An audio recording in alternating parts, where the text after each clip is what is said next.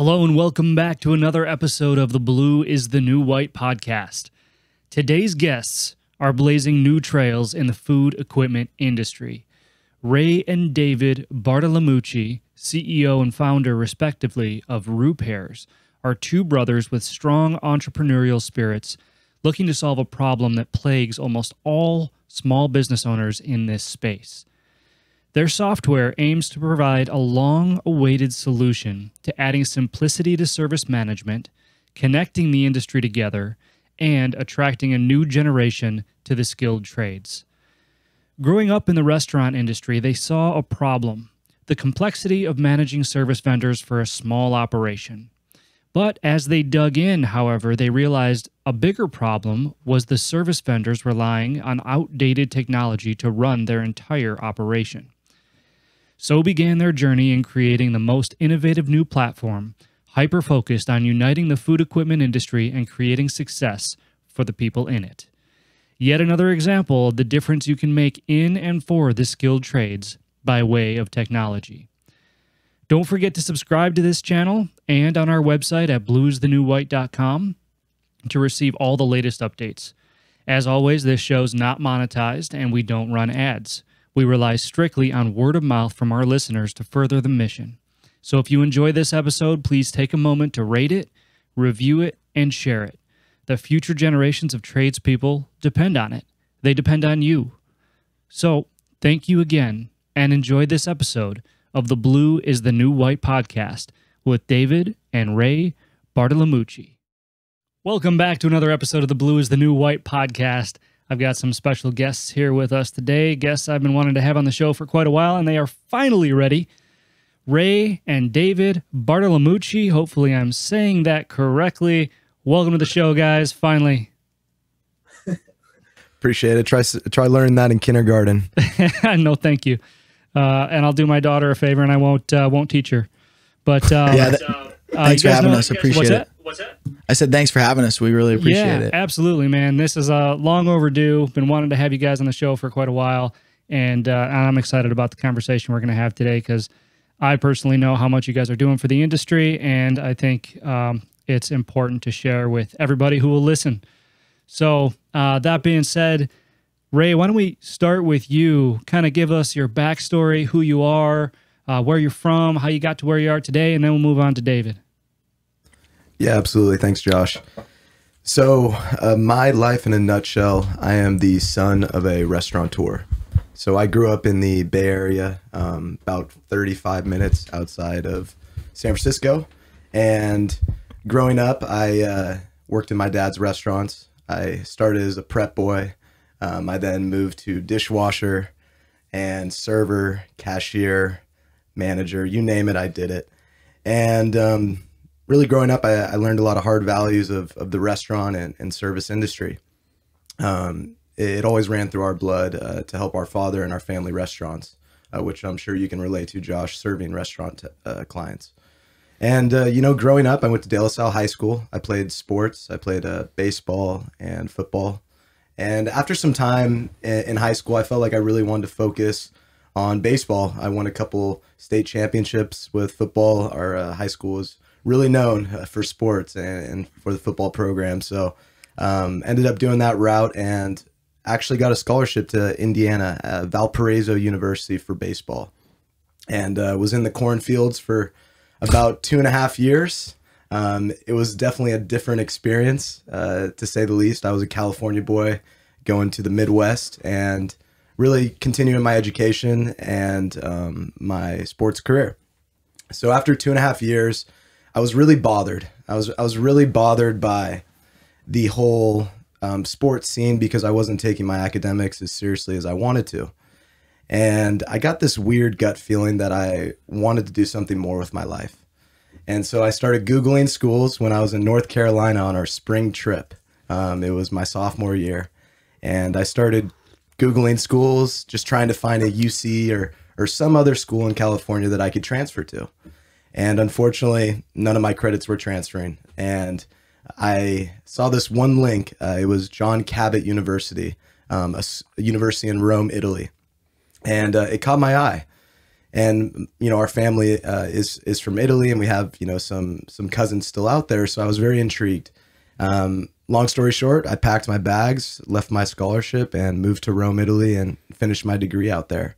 While I was out there, I worked for a real estate company, did a lot of portfolio management and adding new clientele and managing expats that were living abroad. And during that time, I took an entrepreneurship class, which sparked my interest for software. I started a company out there called Mr. Fix. What we decided was there was actually a gap in the market. It was like the Home Advisor, Angie's List, but for the Italian market, with a different type of model, a little nuance to it as well. So that's what sparked my energy to be in the software space. We did the business in a very interesting way because we did everything wrong. We did everything wrong. I learned so much through that process to start a business, and really that's what brought me back to the California area to start this business with Roopairs. Yeah. Awesome. And we're gonna stop you there because I want to pick up collectively once we start talking about Roopairs. So, David, same question for you, man. Yeah. Well, I guess I'll bore you with the beginning part because, Ray and I, obviously, we grew up together. We did the same things. We worked in the restaurants together. So that whole thing, you could just totally, copy onto my story. But I actually was a rugby player. So I think it's fair to say that both Ray and I, we were sports people. Like, our parents didn't put us into music, didn't put us into anything else. It was just sports. And do I regret it a little bit? Do I wish that, I played 2 sports and then did the piano? Yeah. I wish I wasn't always a sports guy. My mom was, when I quit baseball, she was like, you got to play another sport. I'm actually really happy she told me to, because that new sport I picked up was rugby. Funny enough, when I was trying out different sports, I tried lacrosse, I tried water polo. I actually got kicked off of lacrosse because I hit too many people with my sticks in the head.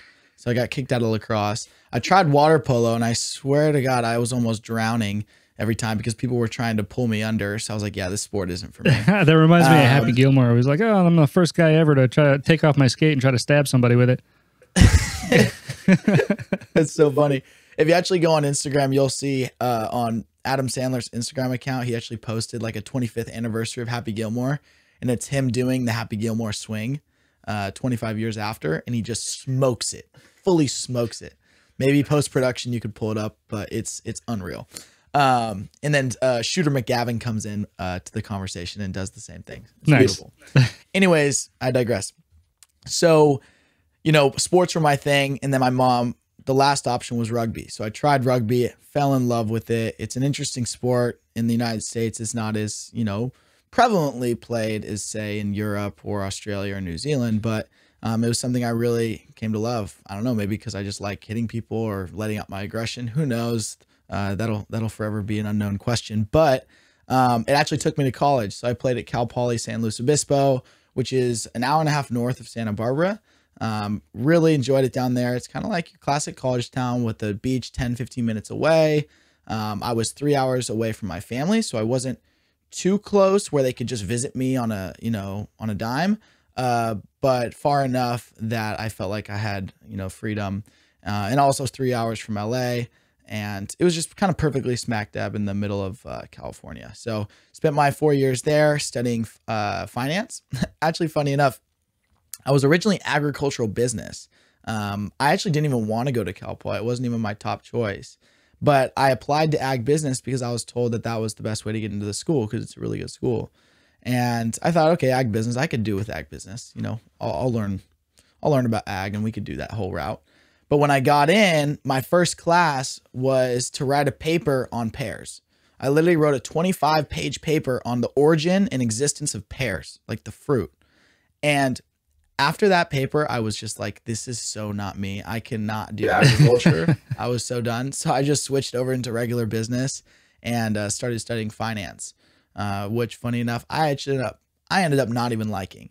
Raymond actually handles all the finances for the company now because it's just, for me, I found like more of a creative side in college. I found that I was more into the arts and creativity. in design. And that's something that I never knew I would even be interested in. And there was a couple different classes that kind of pushed me in that direction. So funny enough, I graduated with a finance degree, but when Raymond and I kind of started talking about what we wanted to do with the company, it was really easy for us to actually kind of pick our roles. Me taking the more creative and design side, while Ray taking the more strategic and more fundamental finance and by the book side. So it's a great balance between, us and our relationship and the company. And that's kind of where my story stops, because, at that point, at the end of my college career, is when Raymond came to me and said, "Hey, David, we should start something together." Hey, David, real quick. Speaking of creativity, what was the title of your paper? Oh, this is funny. So when you write a 25-page paper, you're thinking, okay, I'm really proud of the content of this paper, right? I wasn't proud of it. I was proud of the title. The title was The Perfect Snack. Yeah. Nice. I would have given you an A just based on the title. Yeah, it was amazing. But anyways, that's my story. And then that's kind of where we converge and whatnot. So we could jump in if you want. But awesome. Well, I'm going to have some questions to pick out of there, but I want to finish the story collectively first from when you guys launched Roopairs and kind of how that's evolved. Yeah, I have a feeling we're going to talk a little bit about college. I find it fascinating that you have a degree in finance, but Ray is the one that handles the finances. I think I think that speaks volumes to what I usually talk about, with regard to college, which I know I've had conversations with both of you at one point in time about my feelings of that.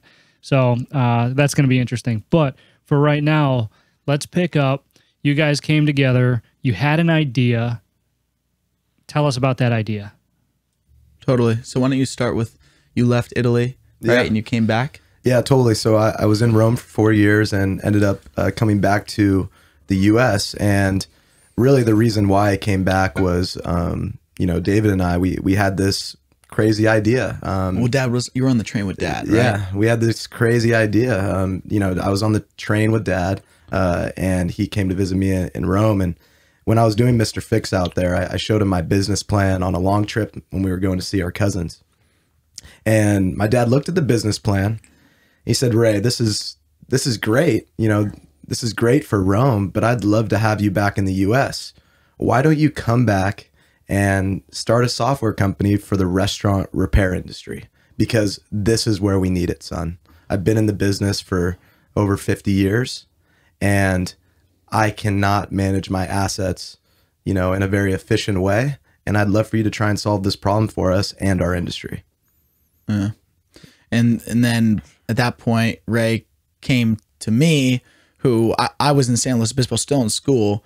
And he said, "David, we should do this, restaurant repair type idea." And we didn't even know what it would really be. We just knew that there was opportunity there because we talked to my dad about it. We talked to other restaurateurs that my dad was close to, and they all kind of felt the same pain point, that not only managing equipment was tough for small business owners, because it's not the top of your list. Like when you're a restaurateur, you're worried about the menu, you're worried about HR, you're worried about a million different things in the restaurant. Is the first thing top of mind really, oh my gosh, I have to set up my preventative maintenance contracts right now. I have to spend this money up front to make sure that things don't break down in the future. Unfortunately, that isn't top of mind. Do I wish that all restaurateurs had the mindset like we have with our cars, right? That you take it in for an oil change. It's just period. Like you don't miss that. It's just how it is. You take it in for a maintenance.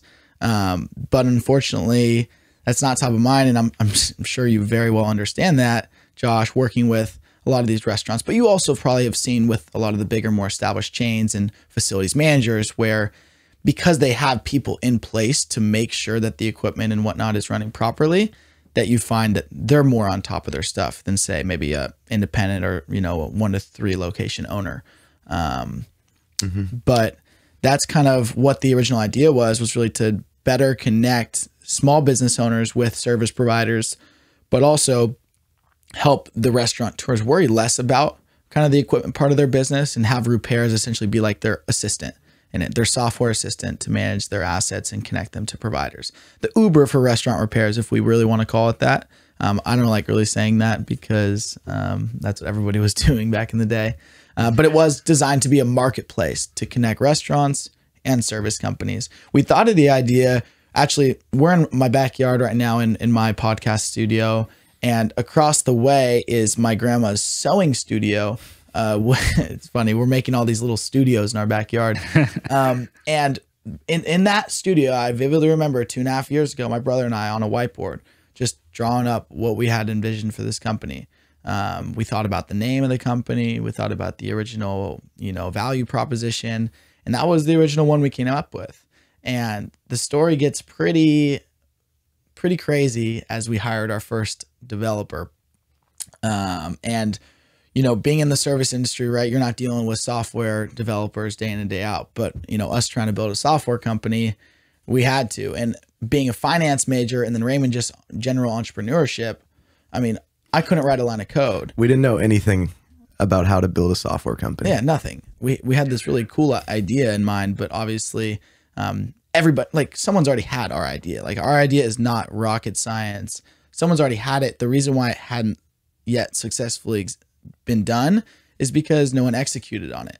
So that was our goal. It's like, can we be the ones to really execute on this opportunity?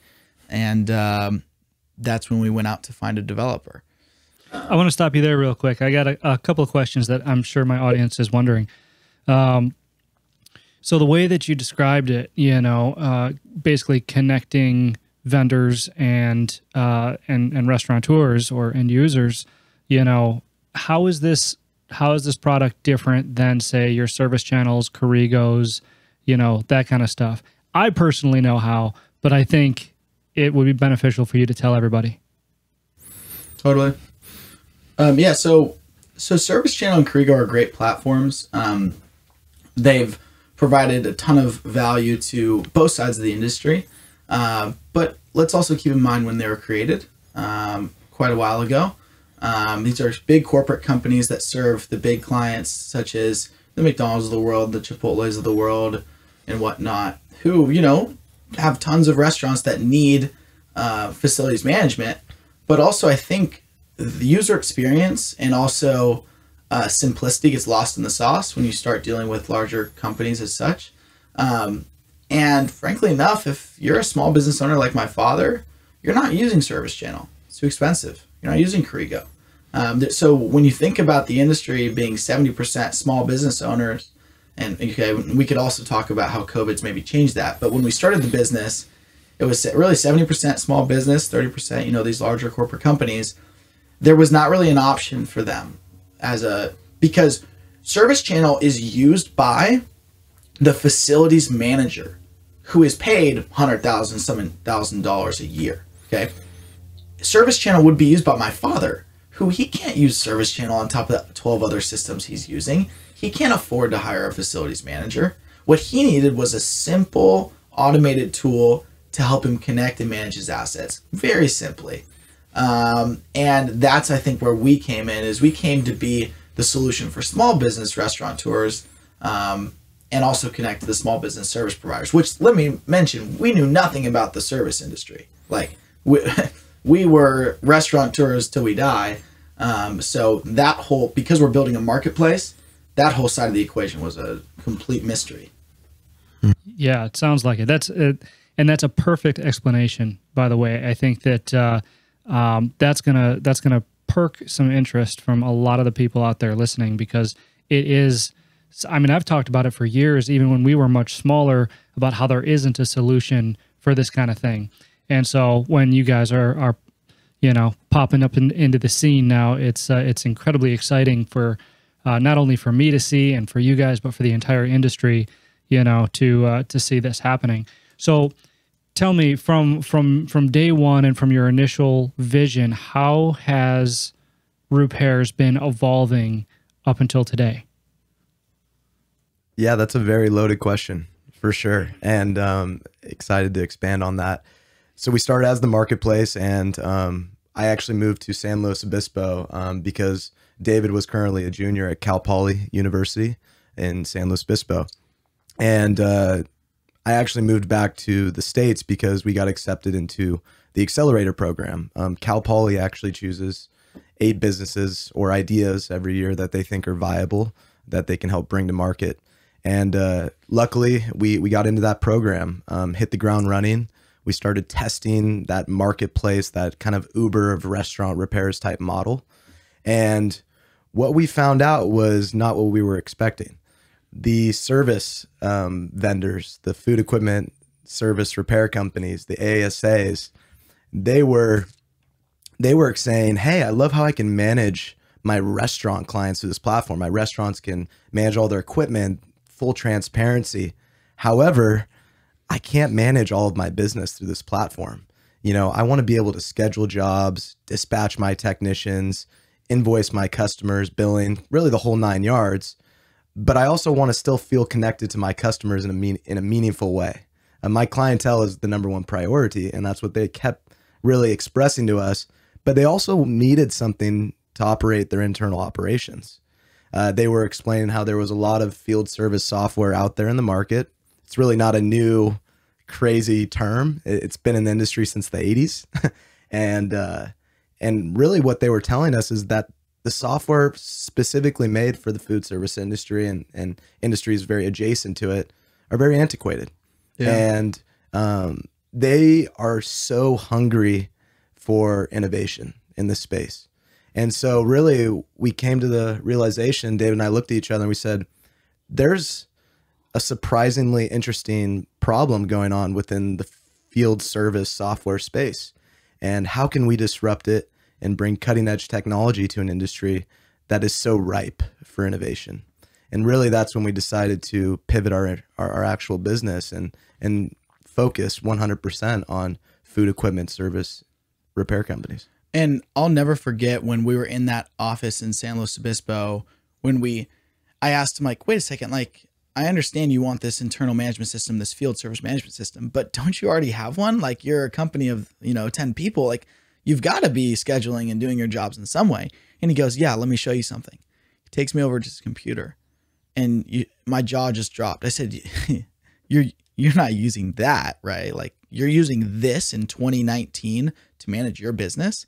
It was like a glorified Excel spreadsheet. Like, I asked the dispatcher, I said, you're looking at this all day, every day. And she's just looking at me with the saddest eyes. And that's when it hit that, oh my gosh, the restaurant industry doesn't need to be innovated right now. The service industry does. Because Ray and I, we grew up in the restaurant industry. There's a million different softwares I can talk to you about that helps restaurants thrive. Hot schedules, Uber Eats, DoorDash, billions of dollars spent in venture capital to innovate the restaurant industry. What about the service industry? We're not from the service industry, so we didn't know. And it was almost like this kind of like shock, like that we're just like, oh my goodness, this is where we need to live. As innovators, as young people, this is where the true opportunity is. Restaurants, we can come back to you later. We can solve your problem later. But right now, the service industry needs it way more. And that's kind of where, we were very biased toward restaurants at first, but I'm very happy to say that we as founders, as entrepreneurs, as, brothers, we are gravitated towards where the true problem lies and where the innovation is needed. And at the end of the day, our bias towards the restaurant owners did not keep us there. We were drawn toward where our skill set was needed most. And that's why Raymond said we pivoted. Pivoted meaning we changed our focus from this marketplace component to this field service management tool for the service industry. And thank God you did.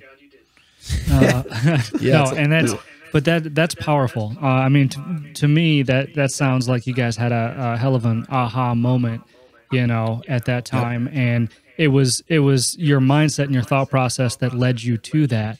So really, really remarkable work. And I know that, the software and your idea and everything that you're doing, it excites me, and it should excite everybody listening too, because, like you said, David, this industry is in dire need still today of real innovation, and in multiple ways too, not just organization, not just transparency, connectivity, communication, but ease of use, right? And because that's the thing is when you're a smaller company, the software that does exist, and I know this from experience, the software that does exist, you can make work and it is simple, but you reach a breaking point where it goes from simple enough to not simple enough, if you will. Yep. You climb that ladder, you go to the next step, and then all hell breaks loose because it's like, there's not a smooth transition in there. There's not like, hey, it's super simple. All right, it's just a little bit more complex, and then all right, you're a big business. It's still simple and easy to use. It's just a lot more features. No, it's like simple and then blows your mind, and everybody in your company wants to kill you because you implemented this new solution. So I'm really excited to see where this software of yours is going to evolve. So what I really want to know from you guys is, how do you see it evolving further from what you have now? Yeah, I'll let David take that one. He's the product guy. Yeah. So just to clarify roles in the company too, I'm the head of product. We're a small startup. There's 3 of us founders. It's myself, my brother Ray, and then our CTO Alex, who helps build our technology, which is all done in house. How we came to find our CTO is a whole nother story that if you're interested in listening and you want to hear about it, we're actually starting our own podcast as well. So we'll probably touch on it at some point. Nice. But anyways, had to throw that in there, Josh. Stay Hoppin' podcast. So anyways, the product, as head of product, my goal is to make, simple experiences for people in the field and also in the office, and transparency for the owners and everybody on the team. And what I've noticed in examining all the different softwares in the industry, I mean, those of you who are listening know which ones I'm talking about. They're antiquated, they're old, they're from the 70s and 80s. There's a lack of innovation. And it's just frankly, like I said, from the 1980s. Like, it's 2020, people. It's hard to look at, right? The UI is not 2021. Yeah, it's hard to look at. It's 2021. And I think the biggest thing that, Josh, when I was at your office, you mentioned is that if you get rid of someone, if someone has to leave the company, if there's, a falling out, or if someone has to leave because they get hired somewhere else, and you have to bring on a new person, that training cost, that hand-holding that has to happen in order to get that person up to speed with this new complex system costs you a lot of money. And we're building a system that is designed to get you and your team up and running within days. I mean, it's built. It's funny. Everyone asks me, like, how'd you get the ideas for this app, or like for all the different screens and everything? I said, you know what? I grew up using Uber. I grew up using DoorDash. I grew up using my iPhone, all these different apps, these, different games and whatnot. I just took what looked good and what felt good and what spoke to me from user experience. And I took different assets and different pieces from different things and combined them into field service.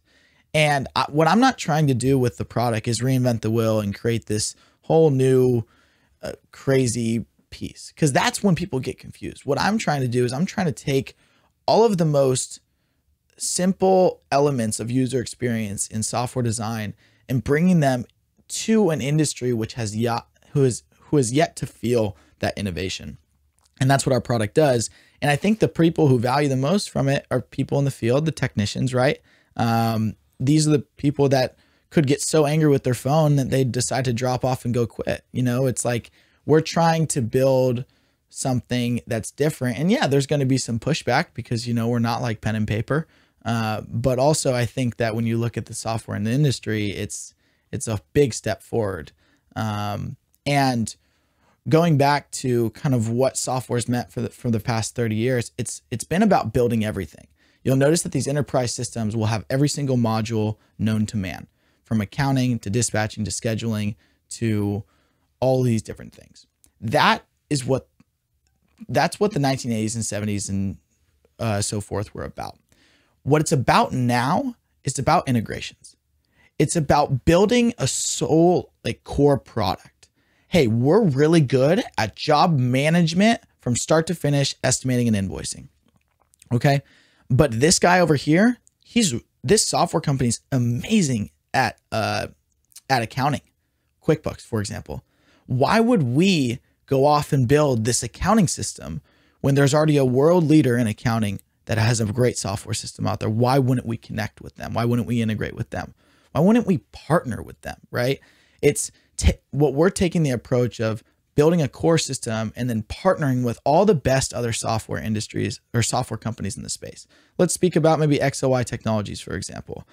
You're a user of XOI and they're building amazing software solutions for technicians in the field to transmit photos and videos and feedback and whatnot. Why would we as Roopairs go build that whole system when we can just work with someone who does it really well?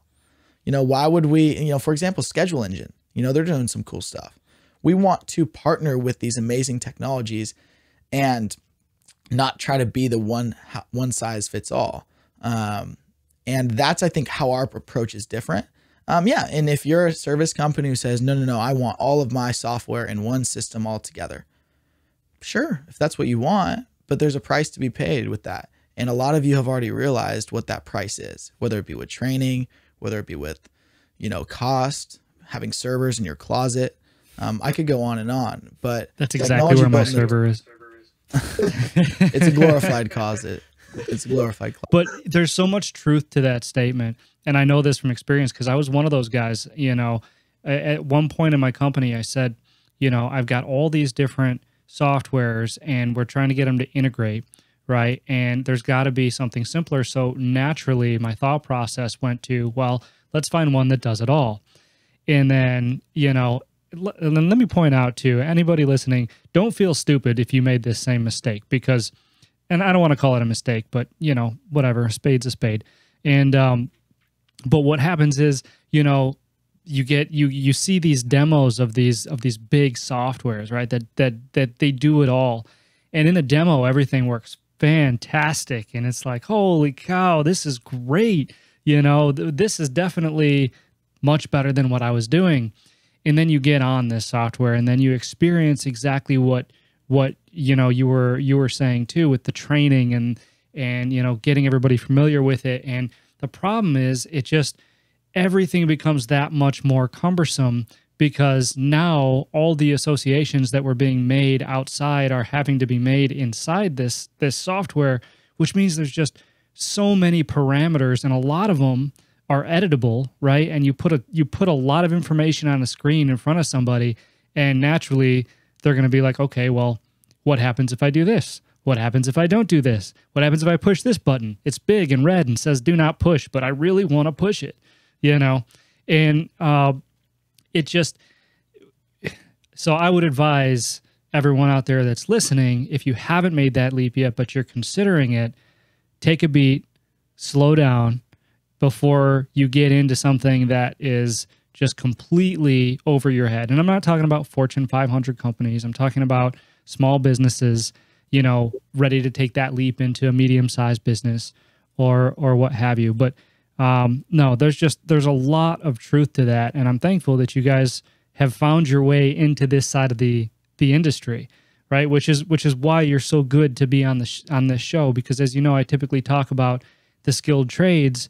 But one of the things that I talk about in my book is being skilled trades adjacent, right?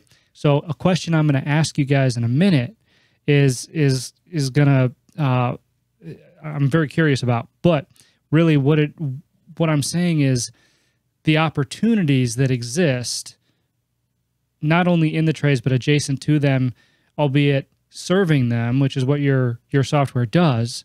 There's a lot of success to be found in that. So what I'm curious about you and your software is, what would success look like to you with your product? Well, before I jump into that, I want to say that Roopairs, and I think by you mentioning what you said about the service industry, and Roopairs' mission, and we always say different things sometimes, but they all mean the same thing. It's Roopairs exists to empower the service industry, both technicians, dispatchers, and anybody in the office, to be the best version of themselves at their job. Because what I notice is that these technicians in the field are badass, right? They're smart. They've got the skills. They're learning 24/7. They have great mentors and teachers like yourself, Josh. But the thing in their right pocket that's supposed to help them do their job and be really good at it and look good in front of their customers, it's failing them. And that's what we're trying to do, is we're trying to be the solution in their right pocket that empowers them to be the best at what they need to do. And that's what Roopairs is all about. And just had to throw that in there. But going back to your question, success for us is, I always say, being Switzerland. Like, we like to be Switzerland because we want to be friends with everyone in this industry. Like, this is a community, not a competition. Like, and that's what Rich Milacki always talks about, is how, like, we all are here to build this industry up together. And I think, you know, Switzerland's place in the World War was a perfect example, because they're just trying to be like neutral. And that's where the integration piece comes in, right? With us integrating with everybody, we are not biased. If Service Channel wants to integrate with us and Corrigo, we're totally cool with it. You know, it's like, and we actually have intentions on it. We've been talking to Service Channel for a while, and there's a couple of our customers who already use that, who need that integration. So we're not, you know, biased toward any certain integration in that sense. So that's a piece of success for us, is having great partnerships in the industry. I think success also means being able to help the different sides of the industry, whether you're an ASA or whether you're not. You know, we believe that every person in this industry deserves to have software, whether you're an independent, whether you're 5, 10, 15, 20, 200, 400 trucks. I don't really care. You deserve to have something that puts you in a better place to succeed. Because at the end of the day, you may be a 1 to 2 person or 5 person company, and you may not want to scale. You may just really like to be a 5 person company. That's fine, but be the best 5 person company you can be by not having to deal with extra paperwork, by getting to, your software should help you spend more time with your family, right? It shouldn't make you spend more time with your phone. Like, that's the point of software, is to get you off of your phone so you can be more productive. So that's success for us. Is when I talk to one of our customers and he says, yeah, Dave, like, it's crazy how much time I'm getting to spend back with my family, how much less paperwork I'm able to do. Like, that's success to me. Like, if our company was done today, I would already feel success, because I've already helped impact a couple of different lives with the help of my brother, of course. Yeah, I'd like to build on that too as well. I think that was a very good explanation of what we're doing and where we want to go. And I do want to make a quick point on what success is from a business model standpoint. You know, there is field service software out there like Service Titan. You know, they've been in the residential space for a long time, slowly going into commercial. You know, there's Service Fusion, there's Jobber. You know, there's all these different field service softwares that are horizontally integrating the industries. And what I mean by that is, you know, a window cleaner can sign up on Service Titan. A plumber can sign up on Service Titan. Maybe pest control can sign up on Service Titan, and all these other softwares. What makes us different at Roopairs is we are vertically integrating the food equipment service industry. And what I mean by that is, truly what success looks like for us is to create a market network. I encourage you to go check out James Currier from NFX Ventures. He's an absolute guru in the marketplace space, top investor for marketplaces. And what he talks about is interconnecting industries together to make them stronger, more efficient, create an ecosystem within that industry to streamline everyone's operations. And so when I hear about all these problems that you and Rich talk about, and about, you know, manufacturers, right? How that connection with manufacturers can get difficult, fragmented at times. How the relationship with restaurant owners and hospitality groups can be fragmented because you're not connected to them through that ecosystem of software. Our goal is to vertically integrate the industry where we're connecting manufacturers, restaurants, and the service agents all together in one platform. Because as of right now, data is a black hole in the food equipment service industry. That is the reality of the situation. And so what is data? Data is knowledge. And so how can we take that data and implement it to streamline not only your business, but make your clients more satisfied, make them feel comfortable? Is it a repair or replace? You know, how can the manufacturers be looped in to actually make sure that they're paying you the right amount of wage for that labor you did on that job? You know, there is a lot of fragmentation in this market, and really that's our true goal. The business model is to solely focus on how all the different groups in the food equipment service industry work together. And our first step is with service agents. Yep. It's like a means to an end, essentially. Like if you're a plumber, right, you don't need to work with manufacturers all the time. It's specific to the food equipment industry because having to service a piece of equipment brings in the manufacturers, right? If you're a homeowner, why do you need to manage your assets? Like, why do you need analytics on your oven? You don't, because your business and your livelihood is not tied to it. That's why it's so important that we're in the commercial food equipment space, is because we have business owners that have their equipment tied and their service history tied to their business. We have manufacturers that are tied to the service and service agents that are tied to the equipment. So it's like, it's this crazy interconnected industry. And they used to call it the 5 families of the service of the food equipment industry, but I think they stopped calling it that for obvious reasons. But we're trying to connect everybody together and make everyone a family again, but you know, not the one that's in Italy. Oh, that's fantastic. And I definitely, you know, just from hearing both of you talk, you know, I can tell that there's obvious synergy between you two, and you know, I can tell who's got the analytical piece and who's got the creative piece, you know, very, very clearly, just based on your answers as to what success looks like for the company. And I think that's incredibly important, and you know, I'd go as far as to say an indication of the success that you can have.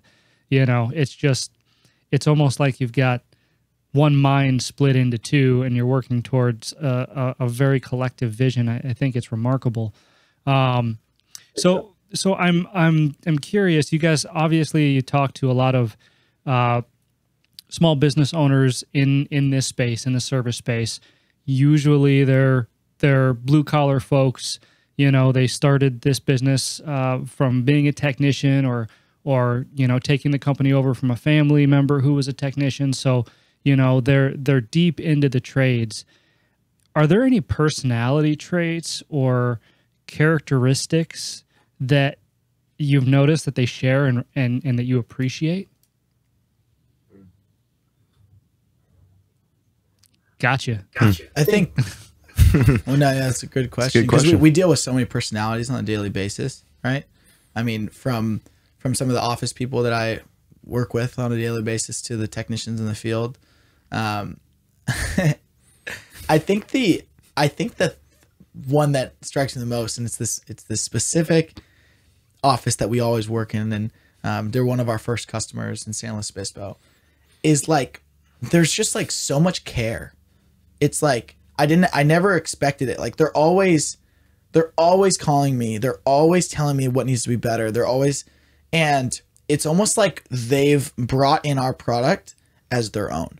And yeah, like they're paying for it, right? It's what they're using for their business, but they have like this attachment to it, and like this, they want us to succeed, and like because they almost feel that we're onto something.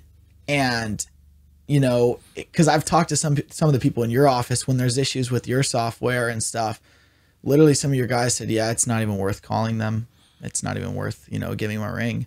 But it's like they pick up their phone, they call me and say, "David, oh my goodness, like I found this really cool opportunity for you guys. Like, what if you did this or that?" It's like we're just so connected, and that is what makes me so excited about my job, is that they care so much to tell me how to make our system better, but not just for us. Like they care enough about the industry.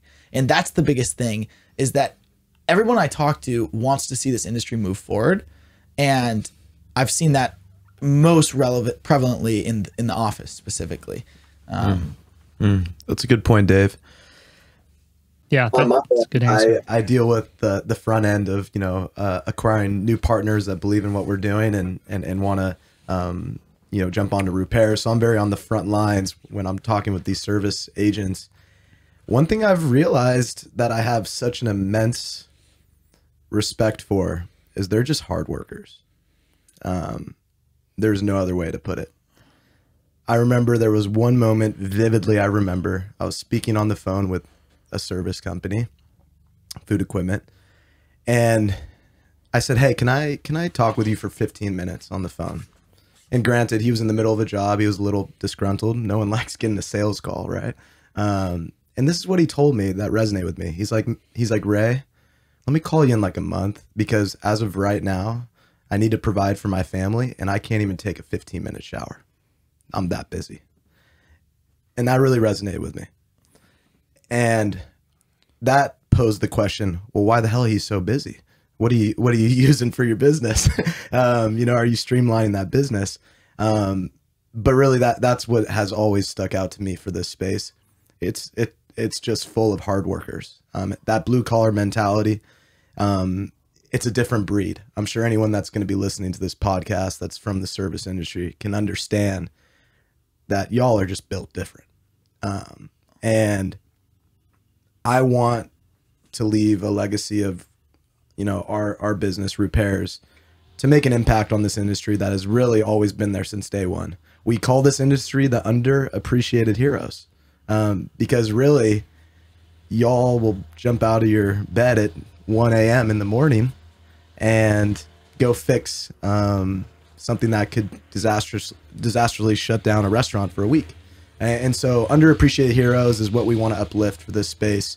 One last point I would like to make, though, is I'm 26 years old. David's 23. Everyone in this industry always talks about the next generation of technicians, right? How is that going to stay parallel with the next generation of technology? How are we going to be able to push this industry forward if we have the next generation of technicians, but we don't have the next generation of technology that the technicians will feel accustomed to? And so for us, really, we want to be a part of this change, this innovation. But the reality of the situation is our age group is the age group coming into the industry. That's such a great description from both of you. I love to ask that question, because it invokes that. And the point that you made, Ray, about how the technology has to keep up with, the technicians, is such a true point, because you guys know I talk a lot about recruiting people into this industry, the value in being a technician, the value in blue collar work. But you're absolutely right. Nobody's going to want to enter this industry if they're still working on ancient technology. They're going to want to be in an environment that has adopted a technology that they're used to. The swiping, the Ubers, the DoorDashes, the Roopairs, that's what they're going to want to see, because that's what they're comfortable with. And in their mind, that's how they can succeed. So one of the biggest things that this industry can do, the 70% of small businesses that you mentioned, if they want to get the type of talent that's going to keep them pushing forward, keep them growing, they have to adopt the technology that can support it. And that's the bottom line. Absolutely. And it frankly makes us very frustrated that there's not more options in this specific industry. It should make you excited, because you're the option. That's why we're so passionate about this, because we see the opportunity. And really what it comes down to is there's only a couple players that are dedicated to the food equipment service industry. And what upsets us and frankly makes us even more passionate to innovate this space is we want to provide optionality to these service agents. And so for any service company that is listening that uses field service software to run their business, what I always say and recommend is, before you decide to go with a field service software, understand if they are specific and built for your industry. And what I mean by that is back to the ServiceTitan point. If you're a window cleaner, they can be using ServiceTitan. If you're a plumber, you can be using ServiceTitan. But someone that's using Roopairs, a window cleaner will not necessarily benefit from the full capability of Roopairs because of the specific integrations to that industry, like a Service Channel, like a Corrigo, like an XOI Technologies.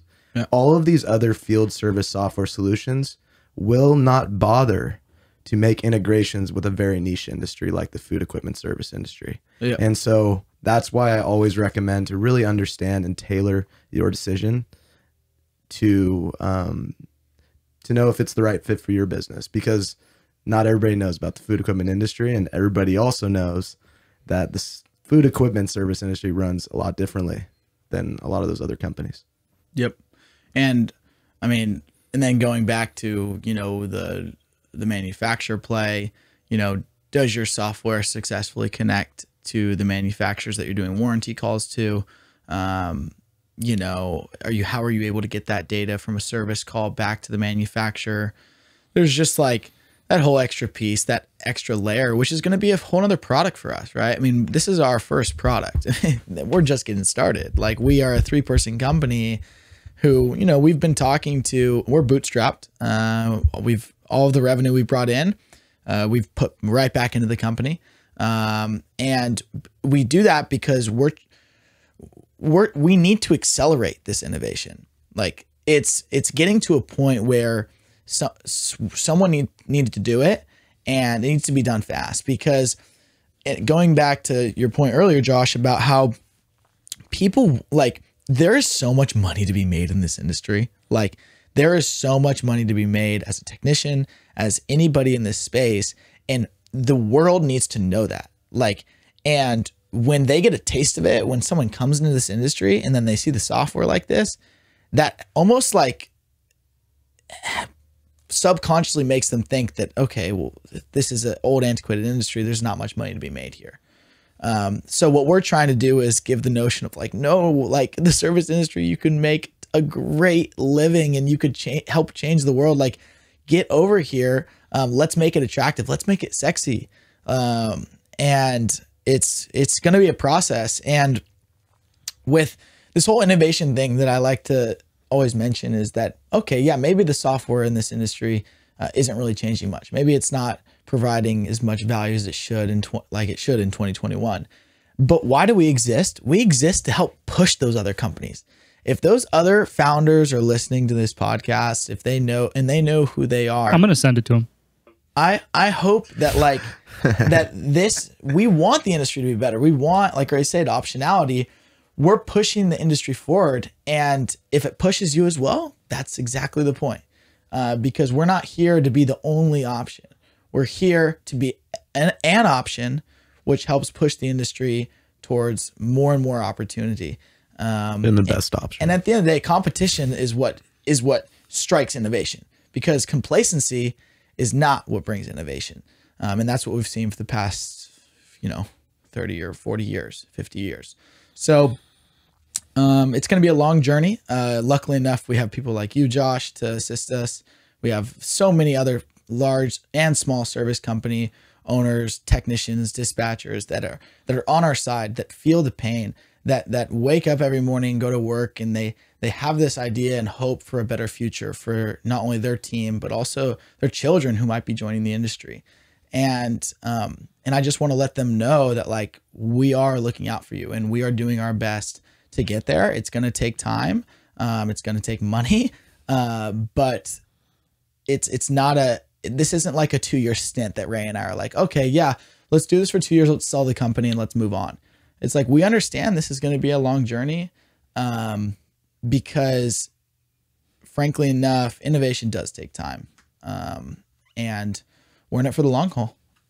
So if you're ever interested in, talking more about, getting involved in any capacity, whether you want to be a customer, a mentor, an advisor, product feedback. If you want to just check out our stuff and tell me how much you do like it or don't, I live for that. I live for it.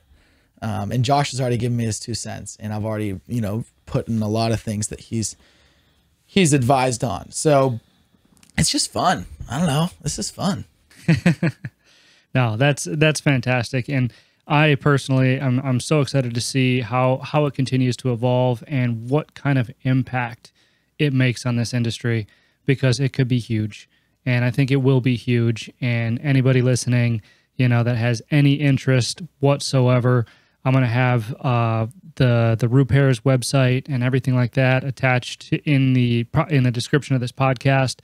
I wish we had more time today, guys. I didn't even get a chance to talk to you about, you know, some of your personal things, you know, but this software and what you're building is just so intriguing. I couldn't help but continue to ask questions about that. So hopefully that's okay with you. You know, maybe we'll do another podcast in the future, you know, try to do a little bit deeper dive into who you are and what else you see in the industry. But with that said, we've got to wrap it up. I really appreciate both of you coming on the show today. And for those who don't know, why don't you go ahead and let people know where they can find you? Yeah, absolutely. So you can first and foremost check out our website, roopairs.com. It's ROOPAIRS. We are on Instagram. We have a Instagram account as our main account, Roopairs. But we also have a specific Roopairs food equipment account where we post content about the food equipment industry, really help promote other service companies out of the goodness of our heart. And you can also check out on LinkedIn. We do have a Roopairs LinkedIn page.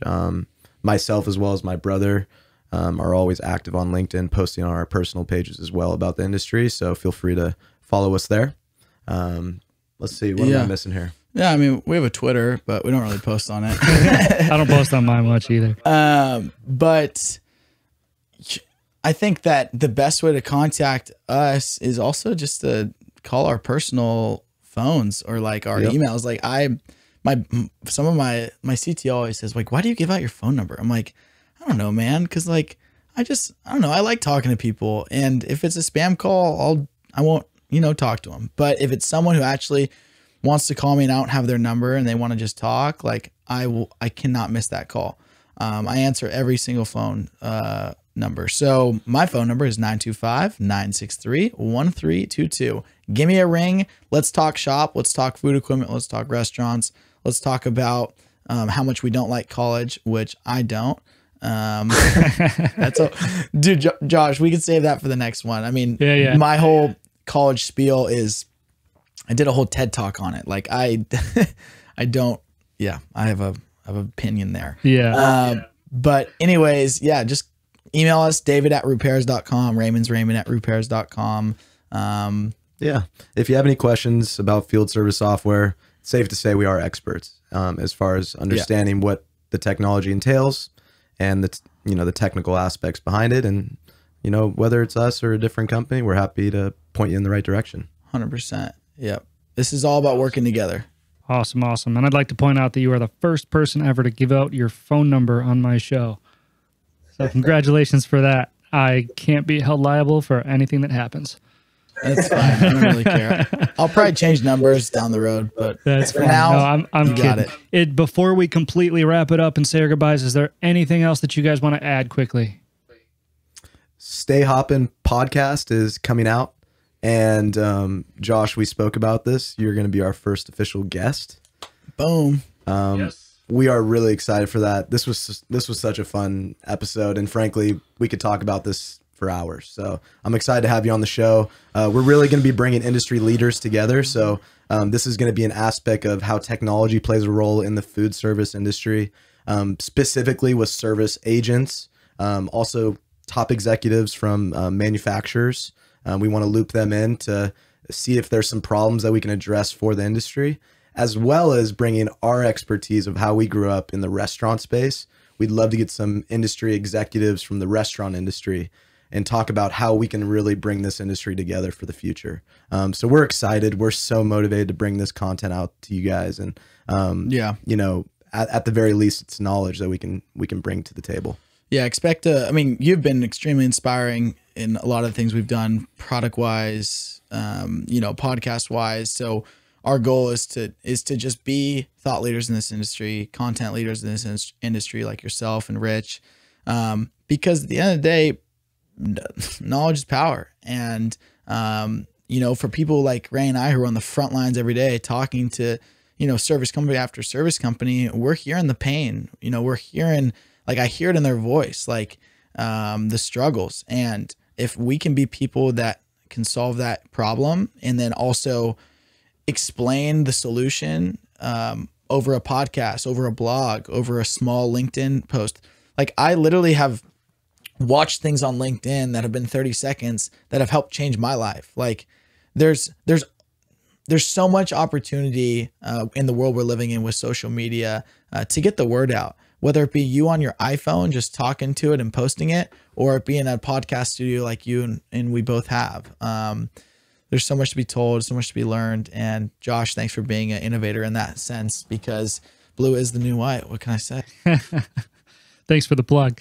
No, and I appreciate you both being on the show. Thank you so much for sharing all your insight and for your time. Obviously, this will be the first of, I'm sure, multiple episodes featuring Ray and David. So, guys, thank you very much. Stay hopping, as you say, and let's go to work.